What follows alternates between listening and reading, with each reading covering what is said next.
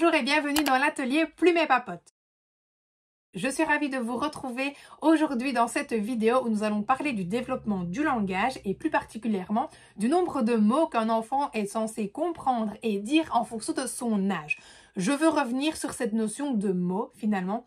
Qu'est-ce qu'on peut compter comme un mot? Aujourd'hui sur les réseaux, on voit beaucoup de repères du langage et notamment sur mon compte Plume et Papote que je vous invite à suivre si ce n'est pas encore fait. J'y ai moi-même partagé évidemment des repères du développement en précisant toujours que ce ne sont que des moyennes et que chaque enfant bien sûr avance à son rythme. Alors à moins que quelque chose ne vous inquiète dans le développement global de votre enfant, soyez serein s'il n'y a pas exactement le même nombre de mots à tel âge. Tout vient à point à qui c'est attendre et l'enfant avance tout simplement à son rythme. Et si les mots ne sont pas là pile poil à cet âge-là, ça sera peut-être dans 2 mois, dans 3 mois, dans 4 mois et c'est ok.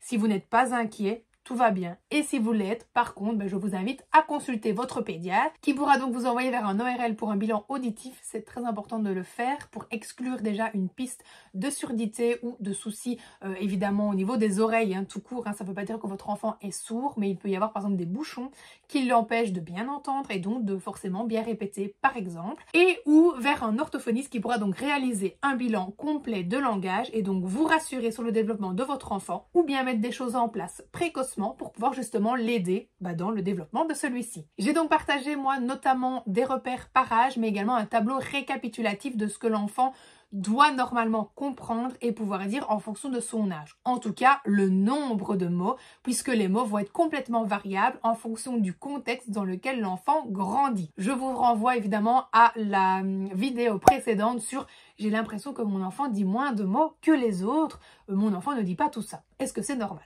Aujourd'hui, je voulais juste simplement faire une petite vidéo pour vous parler justement de ce nombre de mots qui inquiète beaucoup de parents. C'est normal, c'est anxiogène, on a des données qui arrivent sur les réseaux et qu'en tant que parent, on ne peut pas toujours forcément analyser ou les regarder avec un certain recul que l'on a quand on est professionnel parce que nous, on sait que ce ne sont que des moyennes et des normes qui nous permettent de pouvoir évidemment placer un enfant sur un développement global. Et attention, ça ne s'arrête pas qu'au nombre de mots, il y a plein d'autres choses à analyser pour vraiment savoir si oui ou non l'enfant a besoin d'un petit coup de pouce avec un professionnel. Qu'est-ce qui est donc comptabilisé comme un mot? Évidemment, les mots que l'enfant dit. Mais ce n'est pas juste Marguerite ou encyclopédie.